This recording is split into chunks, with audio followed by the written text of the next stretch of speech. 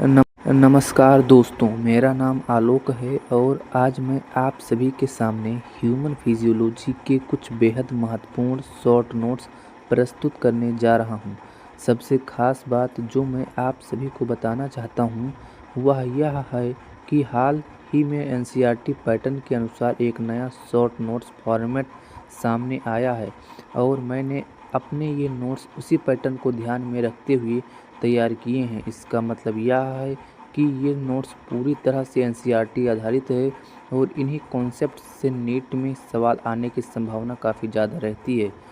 दोस्तों, आप सभी जानते हैं कि नीट का पेपर लगभग पूरी तरह एनसीईआरटी पर आधारित होता है और ख़ासकर ह्यूमन फिजियोलॉजी जैसे चैप्टर्स में तो डायरेक्ट लाइंस, कॉन्सेप्ट और डायग्राम से ही क्वेश्चन पूछे जाते हैं। इसीलिए अगर हम स्मार्ट तरीके से सिर्फ वही पढ़ें जो एनसीईआरटी में दिया गया है और उसे शॉर्ट और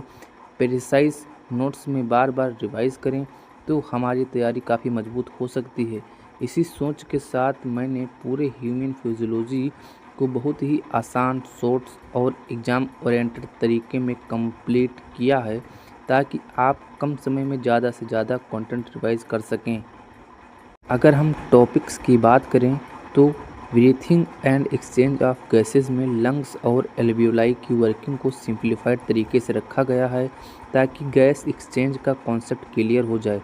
बॉडी फ्लूइड एंड सर्कुलेशन में हार्ट की फंक्शन और डबल सर्कुलेशन को शॉर्ट पॉइंट्स में एक्सप्लेन किया गया है, जो अक्सर एग्जाम में पूछा जाता है। एक्सक्रीटरी सिस्टम में किडनी और नेफ्रॉन के इम्पॉर्टेंट फंक्शन को हाईलाइट किया गया है, खासकर यूरिन फॉर्मेशन के स्टेप्स, फिल्ट्रेशन, रीअब्जॉर्प्शन और सिक्रेशन पर फोकस किया गया है। इसके अलावा न्यूरल कंट्रोल एंड कोऑर्डिनेशन और केमिकल कोऑर्डिनेशन एंड इंटीग्रेशन जैसे चैप्टर्स को भी एनसीईआरटी बेस्ड की पॉइंट्स में तैयार किया गया है, ताकि आपको अननेसेसरी डिटेल्स में जाने की ज़रूरत ना पड़े और आप सिर्फ वही पढ़ें जो एग्ज़ाम के लिए ज़रूरी है। इन नोट्स की खास बात यह है कि ये पूरी तरह रिवीजन फ्रेंडली हैं और लास्ट मोमेंट प्रिपरेशन के लिए बहुत इफ़ेक्टिव साबित हो सकते हैं। अंत में आप सभी को मैं यह कहना चाहूँगा कि अगर आप नीट में अच्छा स्कोर करना चाहते हैं तो एनसीईआरटी को अपना बेस बनाइए और ऐसे शॉर्ट नोट्स का यूज़ करके बार बार